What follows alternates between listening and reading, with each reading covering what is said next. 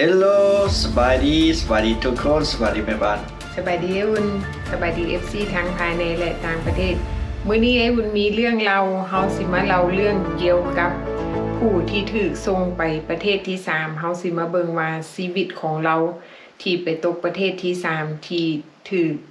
ดิพอร์ตไปเนาะหรือว่าถูกเนรเทศไปยังประเทศที่3นั้นมันเกิดหยังขึ้นกับเราแล้วเรื่องราวของเราเป็นแนวใดเพราะว่าที่ผ่านมานั่นถือว่าเรื่องราวของคนที่ถูกส่งไปยังประเทศที่3นี่เงียบเนื่องจากว่าประเทศที่3ที่ถูกส่งไปนั่นเป็นประเทศแอฟริกา South Africa เอสตาเวตินีเนาะแมนเนาะถือว่าทางรัฐบาลของเอสวาตินีเขาเจ้าให้ปิดเป็นความลับบ่คนในสิว่าข่าวในบ่ให้ออกเนาะเฮาสิเว้าย้อนหลังน้อยหนึงเนาะที่เกี่ยวกับกลุ่มระหว่าง10คนที่ส่งไปปีกายนี้2025เนาะระหว่างเดือน7เพราะว่าระหว่าง10คนเพราะว่ามีแต่คนเอเชียเจ้าส่งไปเป็นกลุ่มส่งไปเซาท์แอฟริกาก็เจ้าก็ไปตกเอสตาเวตินีเนาะที่ก็จะส่งไปกับคนที่พวกนี้ก็จะไม่ได้ตั้งตัวเลยที่ออกจากสหรัฐอเมริกาในคืนนั้นเจ้าหน้าที่ก็เลยบอกพวกก็จะขึ้นตื่นแต่ดึกเนาะแต่เช้าระหว่าง 2-3 โมงเช้าก็จะบอกว่าโอเคคิดอันนับเอาเครื่องของเจ้าขึ้นยนต์ไปเลยบ่ฮู้ว่าไปไสเนาะก็เจ้าบ่บอกอีกก็จะนั่งยนต์ไประหว่าง20ปลายชั่วโมงก็เจ้าบ่บอกว่าสิไปฮอดไสลงไสในความคิดของเจ้าก็คิดว่าโอ้จะได้กลับไปบ้านเกิดของเจ้าของเนาะแม่นแต่บทสุดท้ายก็บ่แม่นเนาะพวกแล้วก็ไปฮอดเซาท์แอฟริกาเมื่อไปฮอดแล้วบัดนี้ก็เจ้าก็เจ้าหน้าที่แบบทหารใส่สุดเต็มสุดมีปืนแล้วก็ใส่หน้ากากมาต้อนรับเขาเจ้าแล้วก็เจ้าก็ส่งไปเข้าไปในคุกเรือนจำคุกที่โหดร้ายที่สุดอยู่ในเซาท์แอฟริกาเอสตาเวตินีเนาะแม่นเนาะคุกนี่ถือว่าเป็นคุกที่กักขังคนที่มีความผิดร้ายแรงที่สุดแล้วก็เป็นคุกที่มีความปลอดภัยที่สุดแล้วก็เป็นคุกที่โหดร้ายที่สุดของเซาท์แอฟริกาเนาะเมืองเอสวาตินีแม่นที่ให้การสัมภาษณ์คือเราซื้อล้อมเนาะ ROM ล้อมบ่ที่ให้สัมภาษณ์อยู่พนมเปญอยู่คัมพูเดียเนาะอยู่ตอนนี้เราก็ไว้พักคัมพูเดียแล้วแต่ก็ได้เราให้สัมภาษณ์เล็กๆน้อยๆเราก็เล่าเรื่องว่าตอนเราไปฮอดนั้น2เดือนทำอิฐก็เจ้าให้ออกมาทางนอกเพียงแต่15นาทีต่อมื้อหลังจากนั้นก็เจ้าให้ใช้โทรศัพท์อาทิตย์ละเทื่อโทรหาครอบครัวแม่นแล้วก็เพิ่นก็เจ้าก็มีลอเยอร์ทนายความเนาะที่ว่าสิเข้าไปหาไปลมไปลูกความแม่นลูกความสิเข้าไปเยี่ยมยามเพิ่นบ่ได้ก็เจ้าก็มีเจ้าหน้าที่มารัดบ่ให้เข้าไปคันมีหยังก็ต้องเว้าผ่านกับเจ้าซะก่อนเพราะฉะนั้นก็เรามีแต่บอกว่าคุกนี้โหดเหี้ยมที่สุดเราก็บ่ว่าหยังหลายเนาะแม่นเพราะว่าเหตุผลที่เราบ่สามารถออกมาเล่าให้ทุกคนได้ฟังหลายเนื่องจากว่ามันเป็นเรื่องเกี่ยวกับระเบียบกฎหมายของประเทศเอสวาตินีเพราะว่าเรื่องการเมืองของเขาบ่อยากให้เอาเรื่องที่อยู่ในคุกออกมาเผยแพร่ให้คนข้างนอกฮู้เฮารับรู้ได้เพียงแต่ว่าทนายความเราบ่สามารถติดต่อหาเราได้แต่ว่าทนายความเราจะต้องได้ติดต่อกับเจ้าหน้าที่ที่ประจำอยู่ในคุกโดยผ่านคนกลางแล้วหลังจากนั้นเจ้าหน้าที่จึงติดต่อหาเราเพราะว่าเขาบ่อยากให้ฮู้ความลับของเขาอยู่ในหั่นเนาะเขาเจ้ามีแต่บอกว่าเขาเจ้าแบบว่า they are in good hand แบบว่าเขาเจ้าอยู่แบบบนที่ปลอดภัยที่สุดแม่นถือว่าคนที่ถูกส่งเนรเทศจากสหรัฐอเมริกาไปยังประเทศที่3นี่แม่นอยู่ในคุกที่มีความปลอดภัยสั้นหนึ่งเนาะเพราะว่าพวกนี้จะได้รับการดูแลเป็นพิเศษแต่ว่ามันก็ยังเราก็ยังมีความโชคดีที่ว่าทนายความของเราที่เป็นคนเวียดนามที่ซอยตั้งแต่ต้นโดยที่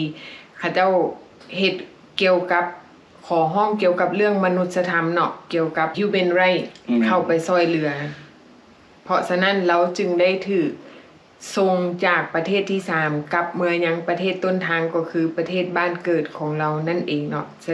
ถือว่าเราได้กลับเมืองฮอดบ้านด้วยความปลอดภัยแม่นเฮาสิเว้าย้อนหลังเกี่ยวกับประวัติของล้อมน้อยหนึงเนาะเราก็เป็นอพยพที่ลี้อย่างเสือการเมืองบ่เราลี้ภัยทางสงครามแม่สงครามพ่อแม่เราก็พาเราไปไปผ่านเมืองประเทศไทยเนาะเราก็เลยได้ไปเกิดอยู่ประเทศไทยบ่ฮู้ว่ามองใดเนาะเพิ่นบ่บอกรายละเอียดแล้วเพิ่นมีแต่บอกว่าไปเกิดอยู่ประเทศไทยแล้วก็ย้ายครอบครัวพาย้ายไปอยู่สหรัฐอเมริกา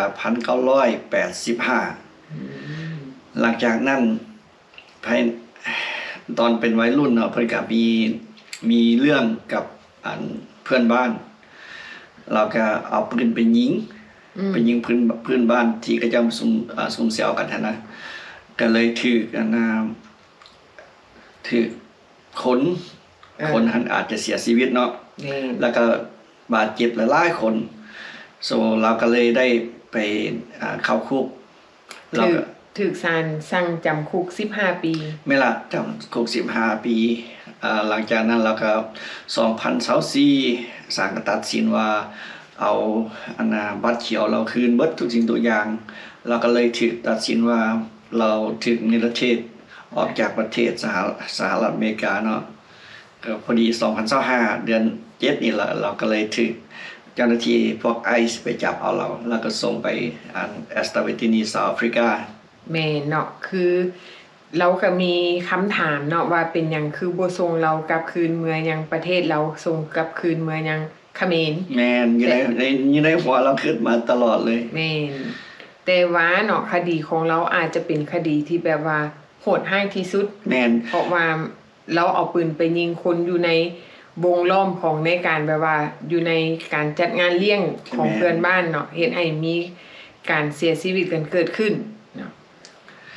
แม่นอันนี้เราก็บอกให้การสัมภาษณ์มาว่าเราเป็นคนที่2ที่ได้ออกจากประเทศที่3แบบเซาท์แอฟริกาแอสวาตินีเนาะคนทำผิดก็คือคนจาเมกาแม่นล่ะแม่ๆอันนี้เขาเจ้าก็มีทนายความมาต่อสู้มาแลนเพราะฉะนั้นเราก็ได้กลับไปประเทศที่ต้นทางเนาะถือว่าในกลุ่ม10คนนั้นเป็น2ใน10ที่ถูกประเทศที่3เขาเจ้าปล่อยตัวให้กลับบ้านเนาะยังเหลือส่วนที่เหลือก็ยังอีกหลายอยู่แม่นส่วนที่เหลือก็ยังได้รอคอยเนาะรอคอยโดยที่ยังบ่ฮู้จุดหมายปลายทางว่ามันจะไปสิ้นสุดอยู่บ่อนใดแม่นอันนี้ครับก็ first เคสสำอิดที่เราได้ยินจากไปที่ได้ตกไปประเทศที่3แล้วได้กลับไปประเทศต้นทางเนาะเพราะฉะนั้นเราจะมาเล่าให้ทุกๆคนมาฟังว่าก็มีโฮปเนาะโฮปมีความหวังเวลามีความหวังถ้าเฮาต่อสู้เคส by เคสจังซี่เฮาก็มีโอกาสได้กลับบ้านเกิดเมืองนอนของพ่อแม่เขาเนาะแม่นแต่ว่าในช่วงที่กำลังรอท่าคนที่จะมาต่อสู้มันก็ต้องได้ใช้เวลาโดนแล้วอีกอย่างนึงมันก็ต้องได้ใช้ถึงเป็นจำนวนหลายเนาะแม่นอันนี้แน่นอนแท้แต่ว่ามันก็เฮาคันสำหรับผู้มีทุนหลายครับก็พอก็สู้ได้เนาะแม่นก็คุ้มค่าเนาะแม่นก็ถือว่าเรามีความโชคดีที่สุดที่เราได้ออกจากประเทศที่3กลับเมืองยังบ้านเกิดแต่ว่าก็ยังเหลือคนลาวเฮาเนาะที่ถูกส่งไปเซาท์ซูแดนอันนี้แม่นเฮาบ่ได้ยินข่าวเลยจักเป็นตายให้ดีแนวใดอันนี้แม่นทางประเทศที่3เขาเจ้าก็ให้การปิดลับโดยที่บ่ให้ข่าวแม้แต่นักข่าวใหญ่ของ CNN จะไปสัมภาษณ์เขาก็บ่ให้ข่าวบ่ให้ข้อมูลเนื่องจากว่าเขาเจ้าอ้างถึงเรื่องเหตุผลเรื่องความปลอดภัยของประเทศเขาเนาะอันนี้ก็แม่นเหตุการณ์ที่เฮาเอามาเล่าให้ทุกคนได้ฟังแล้วคนลาวเฮาอยู่ทางสหรัฐอเมริกาผู้ที่กำลังมีรายชื่อที่จะถูกส่งเมืองยังประเทศลาวเด้ตอนนี้พวกท่านคิดแนวใดเนาะว่าตอนนี้พร้อมแล้วหรือยังที่จะกลับบ้านหรือสิอยู่ต่อหรือสิพอซำนี้แม่นเนาะเพราะว่าหลังจากที่เฮาเฮ็ดคลิปออกไปเกี่ยวกับเรื่องการขอสมัครใจกลับบ้านด้วยตัวเองหรือว่า self deport ก็มีหลายๆคนติดต่อเข้ามาถือว่าหลายพอสมควรเนาะแม่นสำหรับบางคนก็ไม่เนาะเข้ามาก็บ่ได้ติดตามช่องของเขานะแม่ก็พยายามแชร์ไปให้หมู่คู่ที่มีปัญหาเกี่ยวกับที่ส่งไปประเทศลาวเนาะแม่แม่นอันนี้ก็ไปเบิ่งย้อนหลังหลายคลิปที่เฮาเฮ็ดแต่ละคลิปเกี่ยวกับdeportee เนาะที่เตรียมตัวแนวใดเฮ็ดแนวใดหลายสิ่งหลายอย่างเนาะแม่ที่หลายวิดีโอที่เฮาเฮ็ดไว้แม่เนาะเฮาก็สิฝากคลิปนี้ไว้ถ้าหากว่าผู้ใดมีพี่มีน้องที่เตรียมตัวที่จะถูกส่งเมือยังประเทศลาวเนาะสิ่งที่ต้องเตรียมอันสำคัญก็คือ1เงินอันที่2ผู้ที่จะมาประกันตัวเฮาอันที่3ก็คือที่พักพาอาศัย3อย่างนี้คือปัจจัยสำคัญที่สุดเนาะที่เฮาต้องเตรียมไว้ก่อนไปก็ดีบ่ไปก็ดี3อย่างนี้แม่นเฮาต้องเตรียมบ่แม่นว่าเฮาบ่เตรียมแล้วถูกส่งไปแล้วเฮาบ่ฮู้ไผสิมาประกันสิเอาเงินไสมาซื้ออยู่ซื้อกินแล้วสิไปอยู่ไสคันฮอดเวนาทีสุดท้ายปานนั้นเฮาit's gonna cost you a lot of money หมายความว่าเฮาต้องได้จ่ายเงินเพิ่มหลายเพราะว่าเฮาบ่เตรียมแบบว่าแม่บ้านว่าล่ะต้องไปสอบหาgrantor ที่มาประกันเฮาคันเฮาบ่มีเฮาก็ต้องได้จ้างคนที่มาประกันเฮาอาจจะอย่างน้อยก็4-5,000 เนาะอย่างน้อยเด้แม่นเนาะอันนี้แม่นถือว่าเฮาเตรียมตัวไว้ก่อนล่วงหน้าเฮาเคยได้ยินที่เฮาเข้าหูมาเนาะบางคนที่บ่มีพี่มีน้องนี่เขาคู่เอาตั้งว่า20,000พุ่นอันนี้มีเฮาก็ได้บอกกับคนที่อยู่ประเทศลาวแม่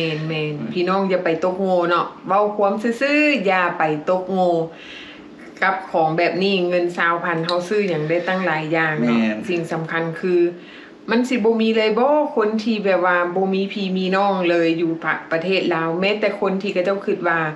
เขาเจ้าบ่เหลือไผเลยอยู่ประเทศลาวแต่ก็ยังสามารถซอกได้แม่นเฮาก็ต้องได้ค้นคว้าเนาะได้ค้นคว้าได้ซอกหาพี่น้องหรือว่ามีหมู่คู่ผู้ใดที่อยู่ทางสหรัฐอเมริกาคนฮักแพงที่เขาเจ้ามีน้ำใจอยากซอยเหลือว่าโอเคมีพี่มีน้องซอยกันประกันออกมาแต่แม่นเลยเนาะคือสมมุติเนาะว่าแม่บ้านมีพี่น้องอยากซอยdeportee สินะแม่แบบคนฮักแพงที่เชื่อใจกันที่สุดเนาะแต่ว่าผู้ที่ถูกประกันตัวคือสมมุติว่าสิส่งไอ้อุ่นไปลาวไอ้อุ่นบ่มีพี่น้องเลยแต่ว่าแม่บ้านบังเอิญมีพี่น้องบอกว่าโอ้มาประกันเอาไอ้อุ่นเด้อผู้นี้ค่อยรับประกันไว้แล้วเป็นคนดีแม่นแต่ว่าเวลาไอ้อุ่นไปฮอดลาวต้องเป็นคนดีสมกับที่เฮาไปฝากเพิ่นได้บ่แม่นว่าอยู่ต่อหน้าย้อนว่าอยากให้เพิ่นมาประกันโอ้ค่อยดีบัดไปฮอดหน้ามือเป็นหลังมือบ่ได้ไปพ่อหมู่พ่อครูแล้วเปลี่ยนเป็นแนวใหม่ได้บัดนี้แม่นเฮาเห็นหลายคนแล้วเนาะหน้ามือเป็นหลังมือสิว่าหยังพี่น้องทั้งที่เฮาซอยจนได้ดีสุดท้ายแล้วเขาบอกว่าจังได๋ I don't need your help หมายความว่าเขาบ่ต้องการความช่วยเหลือจากเจ้าแม่นเฮาได้ยินจากเจ้าโตเพิ่นเองเลยจากที่เฮาซอยจนได้ดีแล้วเนาะโอ้ก็บ่เป็นหยังเนาะถือว่าเฮาทำบุญเนาะมันก็มีคนฮักคนซังก็บ่เป็นหยังผู้ใดเฮ็ดแนวใดก็ได้แนวนั้นเจ้าเริ่มต้นจากศูนย์ค่ะหากว่าเจ้ายังเฮ็ดนิสัยแบบนี้เดี๋ยวเจ้าก็กลับมาอยู่หม่องเก่าเนาะมื้อนึงเดี๋ยวความจริงมันก็ออกมาเนาะก็บ่เป็นหยังเฮาก็ยินดีให้ความช่วยเหลือเพราะว่าเฮาซอยโดยที่บ่ได้หวังผลตอบแทนเฮาซอยเพราะว่าเฮาเห็นคนตกทุกข์ได้ยากเฮาก็อยากให้ลุกขึ้นมาสู่ชีวิตเริ่มต้นชีวิตใหม่เนาะอันนี้แม่นสิ่งที่มันเกิดขึ้นเนาะพี่น้องและอีกอย่างนึงกับคนใดที่ไปสมัครเวียกเนาะถ้าหากว่าทานต้องการเวียกเฮ็ดงานทำเนาะสิ่งสำคัญก็คือเฮาต้องเว้าความจริงเวลาเฮาไปสมัครเวียกอันนี้เรื่องสมัครเวียกเนี่ยครับก็มาพ้อหลายคนตอนจะได้งานเนาะว่าค่อยเป็นหลายสิ่งหลายอย่างเป็นนั่นเป็นนี่อ้างนะบัดสุดท้ายที่เพิ่นสำรวจเองข้อยอยากอันนั้นอยากอันนี้ว่าเฮ็ดบ่เป็นแม่นเพิ่นอ้างว่าเพิ่นมีประสบการณ์เนาะยกตัวอย่างว่า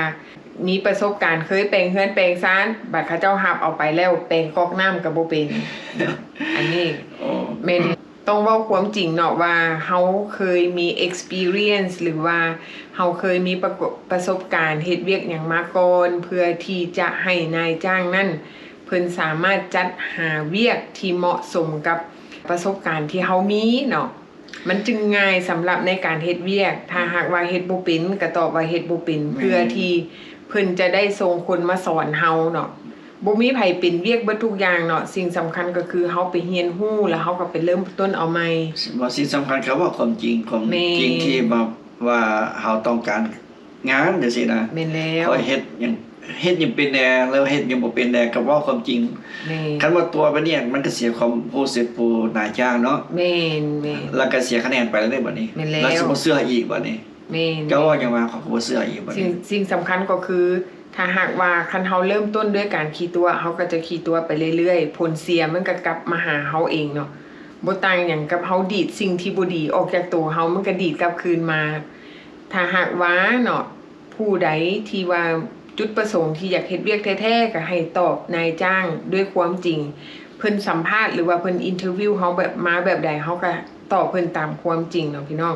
แล้วอีกอย่างนึงบ่ต้องเอาเฮาไปแอบอ้างเนาะบางคนแอบอ้างบางคนแอบอ้างว่าโอ้ข่อยรู้จักอุ่นนี้ว่าข่อยเป็นหมู่กับเราข่อยเป็นพี่น้องกับเราอันนี้เฮาบ่ต้องแอบอ้างเนาะพี่น้องเนาะอันนี้ก็เสียคะแนนไปอีกแม่นเพราะว่านายจ้างเวลาเพิ่นจะเอาเฮาเข้าเฮ็ดเวียกเพิ่นเบิ่งประวัติเฮาว่าเฮาเป็นคนมาจากไสบ่จำเป็นต้องว่าเฮารู้จักไผเนาะมันบ่มีคือเฮาบอกนายจ้างแล้วถ้าหากว่าเจ้าต้องการรับเอา deportee ไปเฮ็ดเวียกบ่มีระบบเส้นสายเนาะแม่นอาจจะบอกนายจ้างว่าข่อยรู้จักมาสมัครเวียกย้อนว่าข่อยเบิ่งช่องอุนีเท็กซัสอันนั้นแม่นเนาะเพราะว่าเฮาได้ประกาศออกไปผ่านช่องเฮาว่าเฮาต้องการนายจ้างเพิ่นต้องการพนักงานต้องการผู้ที่ไปสมัครเวียกที่เป็น deportee หรือว่าเป็นผู้ที่ถูกส่งกลับจากสหรัฐอเมริกาอันนี้เฮาบอกเพิ่นได้ว่าเฮาฮู้บ่อนมาสมัครย้อนว่าเฮาเบิ่งช่องอุนีเท็กซัสแต่บ่ได้หมายความว่าเฮาไปบอกนายจ้างว่าข่อยเป็นหมู่กับอุนีเด้อพี่น้องเนาะ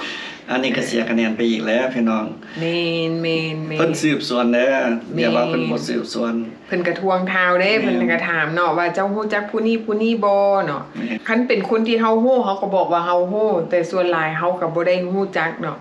ถึงแม้นเฮาฮู้เฮาก็แบบบ่ได้สนิทแม่นเฮาอาจจะ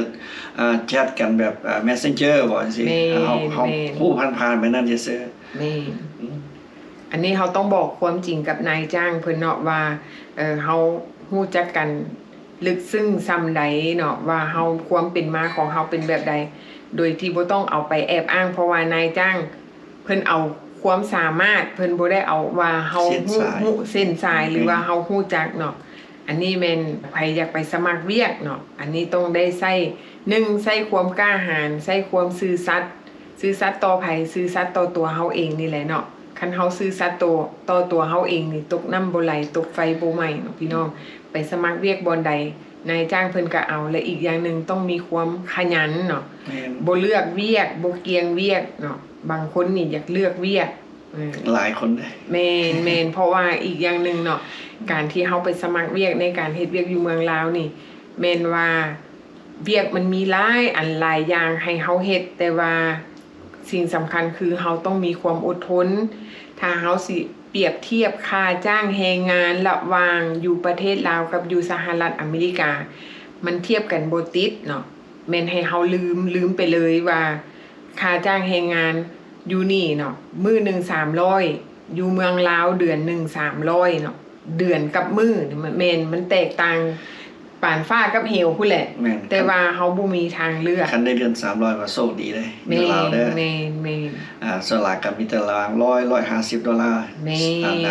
อันแบบ start out แม่นแล้วเนาะคิดว่าคนที่ถูกส่งกลับนี่นะมีความโชคดีส่ำใดที่นายจ้างเพิ่นรับเอาแล้วก็ได้เงินเดือนสูงคิดเบิ่งคนอยู่ประเทศลาวเขาเจ้าอยากเข้าเฮ็ดเวียกสิตายเขาเจ้ายังบ่ได้เข้าเนาะเขาเจ้าก็อยากได้เวียกดีๆคือกันแต่ว่าเพิ่นก็ยังตัดโอกาสเพื่อที่จะมามอบให้คนที่ ถูกส่งกลับจากสหรัฐอเมริกาเนี่ยให้คนพวกจำพวกนี้มีเวียกเฮ็ดงานทำเนื่องจากว่าเพิ่นอีโตนเนื่องจากว่าไปอยู่ประเทศลาวบ่มีพี่มีน้องบ่มีไผบ่มีคนฮู้จักเพิ่นก็โอบอ้อมส่วนสู้เนาะเพื่อให้มีเวียกเฮ็ดงานทำเพื่อเลี้ยงปากเลี้ยงท้อง แต่ว่าสำหรับคนอยู่ลาวเป็นหยังเพิ่นบ่เอาเพราะว่าเพิ่นคิดว่าคนอยู่ลาวยังมีพี่มีน้องมีเฮือนอยู่ยังมีโอกาสที่จะไปสมัครเวียกบอนอื่นที่คนอื่นเขาเจ้าจะรับเอา แต่ว่าสำหรับคนจำพวกนี้ที่ถูกส่งกลับเมืองยังประเทศลาวยากที่คนอื่นจะรับเอาเฮ็ดเวียกเนื่องจากว่า1บัตรประจำตัวบ่ได้เป็นคนลาวแบบถาวรยังเป็นบัตรที่บ่มีสัญชาติอันที่2เป็นคนที่มีคดีอันที่3คดีของแต่ละคนก็ถือว่านักพอสมควรเนาะอันนี้แม่นนายจ้างอยู่ประเทศลาวที่นายจ้างที่แบบเพิ่นเฮ็ดเวียกแบบที่ว่ารับเอาแบบที่ถูกต้องตามกฎหมายอันนี้เพิ่นจะบ่เอาเนาะอันนี้ถือว่า